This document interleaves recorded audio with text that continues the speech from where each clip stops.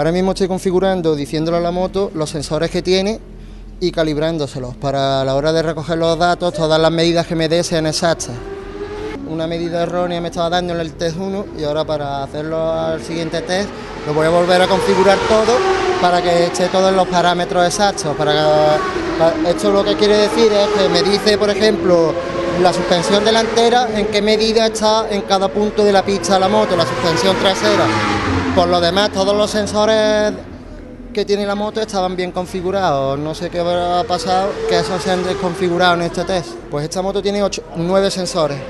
Tiene un sensor de velocidad en la rueda delantera, tiene el sensor de posición de acelerador, tiene en el canal 1 el sensor de acelerador, te dice en cada momento, se mide en tanto por ciento, en qué tanto por ciento lleva el piloto de lo que es el gas abierto, para que nos entendamos. En el canal 3, en el canal 2 está la termorresistencia de temperatura, para que nos diga en qué temperatura trabaja la moto en cada momento. Pues si el piloto se tiene que estar, aparte de concentrarse en pilotar y esto, tiene que estar mirando todo, pues no es eficaz. En el canal 3 tenemos el potenciómetro delantero y en el canal 4 el potenciómetro trasero. Luego en el 5, para que nos diga en qué marcha vamos en cada momento. El 7 lo tenemos apagado porque esta telemetría no tiene giroscopio. El giroscopio quiere decir que nos da el ángulo de inclinación que lleva la moto en cada curva. Y en el logger, que es un sensor que ponemos en el muro para que le diga al piloto el tiempo que ha tardado en dar una vuelta.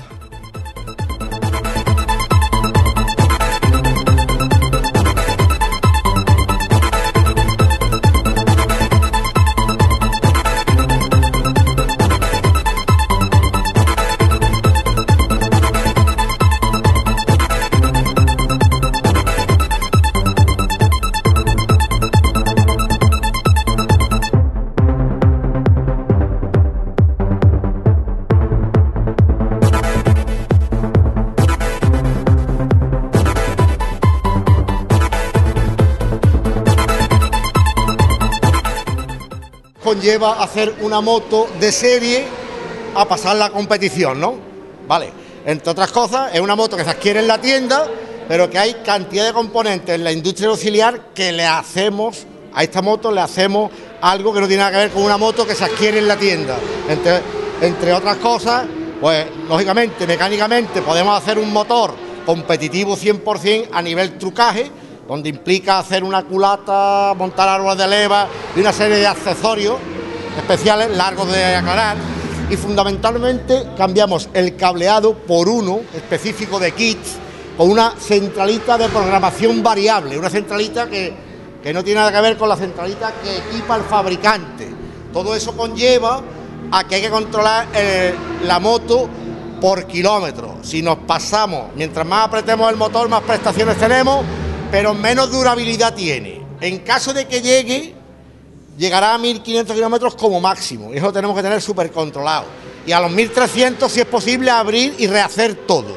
Vale, bien, eso sí no se rompe antes, que hay riesgo de que se rompa. Luego pasaríamos a algo fundamental como es el equipo de frenos. No es lo mismo unos frenos de serie que unos frenos especiales de la industria auxiliar.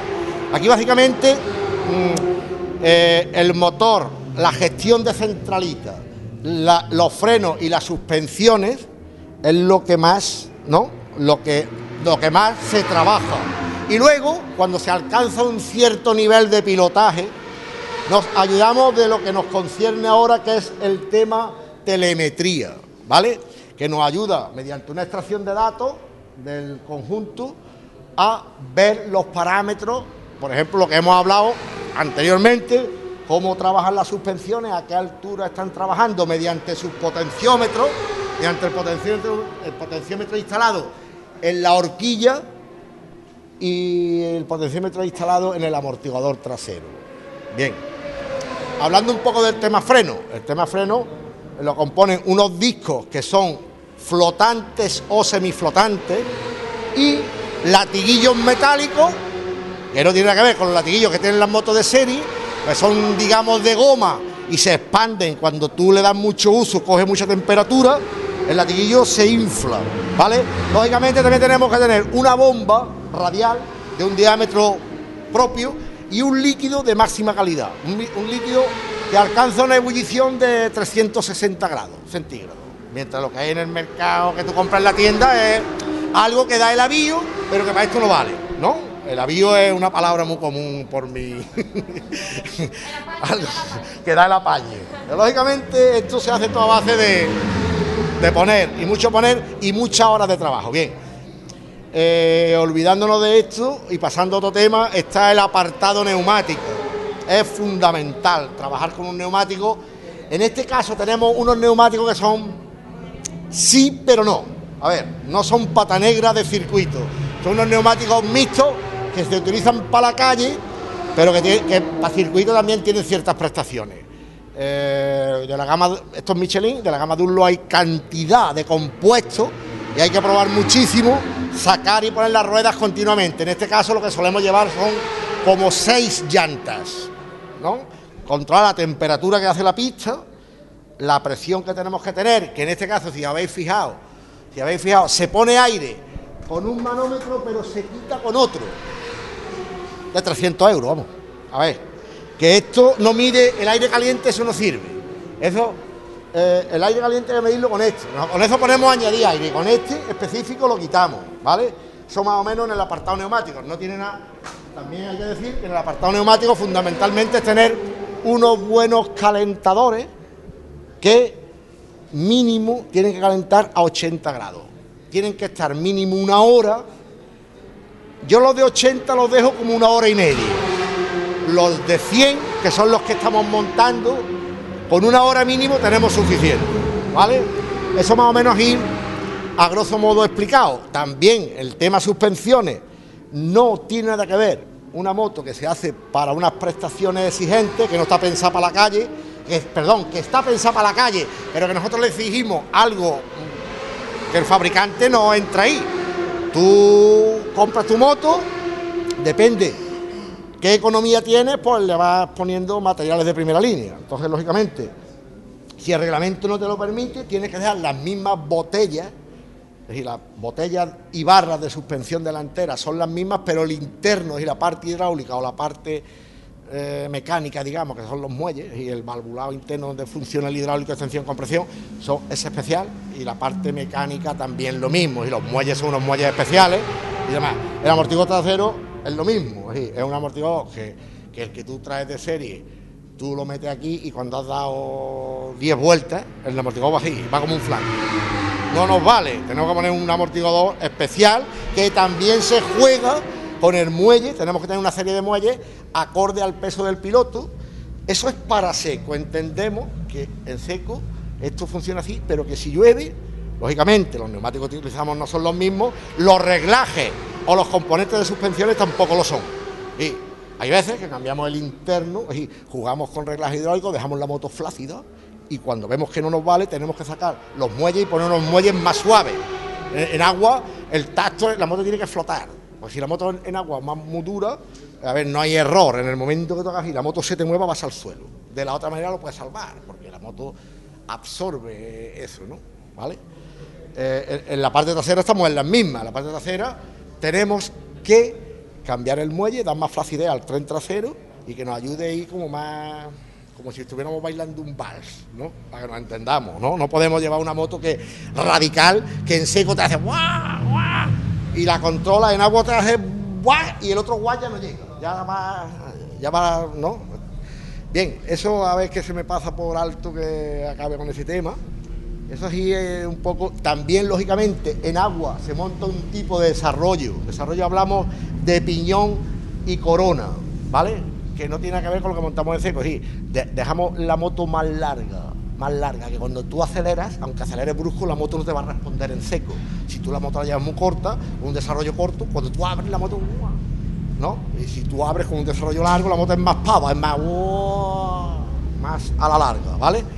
Bien, eso es lo que concierne, lógicamente hay varios componentes más, como carenados de fibra, infinidad de historias, ¿no?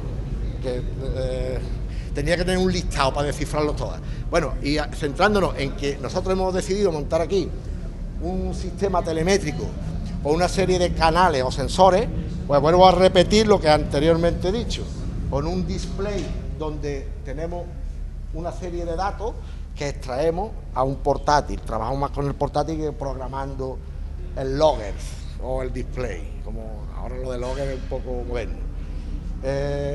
Dispone de un potenciómetro para la suspensión delantera, un potenciómetro para la suspensión trasera, un sensor de lectura de tiempo para el muro, un sensor de apertura de gas, un sensor de temperatura de motor realmente real, un sensor de velocidad y varios canales más. Todo esto no solamente es llegar y ponerlo, llegar y ponerlo lo ponemos, pero dentro, una vez instalado, lo tenemos que calibrar y recalibrar. Tenemos que tener la completa seguridad que la información que nos está dando los diferentes sensores es la real, porque antes hemos hecho una medición y ya no era real. ¿Por qué? Porque lo hemos montado y lo hemos estado ofreciendo y demás en una zona parada, la moto no ha estado en la pista. Entonces, cuando la moto ha empezado a rodar en pista y se frena fuerte, se acelera fuerte, o incluso se hace un caballito y la suspensión ¡plac!, ¿no? Pues no era real la lectura que nos estaba dando. Para ello, si nos referimos a los potenciómetros de distancia de recorrido de suspensión, lo que hacemos es apoyar la moto en las estriberas para la parte trasera y en la tija inferior de dirección para la parte delantera. La moto se queda colgada y las suspensiones se quedan suspendidas, ¿vale? Entonces, aparte de quedar suspendida, nosotros tenemos que tirarle a tope. Cuando está suspendida, nosotros tenemos que tirarle a tope, tanto delante como detrás, para corregir ese pequeño punto muerto o espacio muerto que pueda quedar. Y ahí volvemos a regular la distancia de los potenciómetros o cualquier otro factor que afecte a algo que nosotros vemos que realmente no es lo que nos está dando la pantalla. ¿Qué pasa? Que aparte de la pantalla hay que tener un conocimiento mecánico bastante fuerte, porque si tú no te guías de la pantalla, o si un día no tenemos internet, ¿qué hacemos? ¿Nos quedamos acostados? No, tenemos que seguir currando. Lógicamente, para llegar a trabajar con el tema telemetría, a ver, hay gente que son telemétricos excepcionales, pero ya está. Como hay gente que son mecánicos excepcionales, pero ya está. Entonces, esto compone un poco el conjunto de los dos. El mecánico tiene que entender bastante de telemetría, pero el telemétrico también debería entender algo de mecánica, porque el telemétrico, y conozco telemétricos excepcionales, no lo saques de la pantalla. Aquí. A mí no me lo preguntes. Yo sé que esto hace así, pero ¿por qué lo hace? ¿No? Hombre, lógicamente toda la tendencia de hoy por hoy es tecnología punta, pero yo soy de la vieja escuela. Para mí, sí, sé que es sumamente importante, pero impera el conocimiento que tú tengas, ¿no? Una comparación, no sé si viene a cuento, pero pertenece al gremio, es la diagnosis del automóvil, ¿no? ¿Veis? Tú tienes una máquina de diagnosis, un equipo de diagnosis, ha hecho no sé cuántos mil cursos de formación y tienes un problema de una luz de, una luz de avería de motor.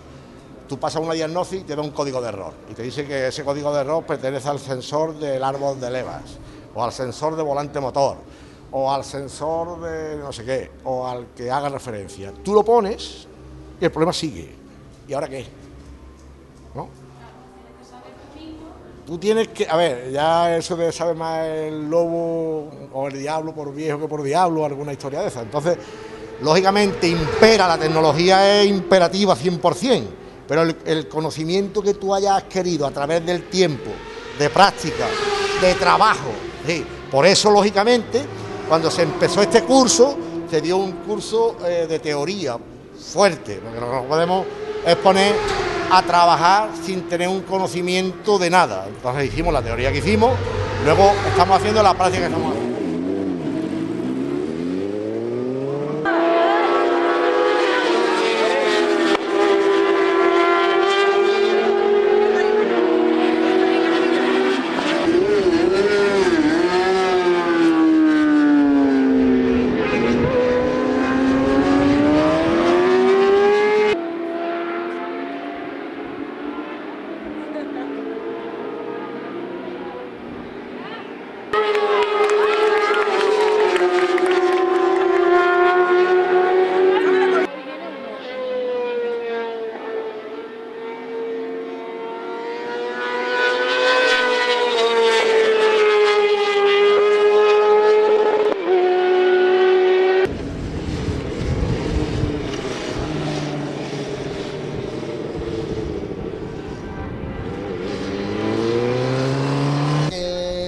vamos a instalar.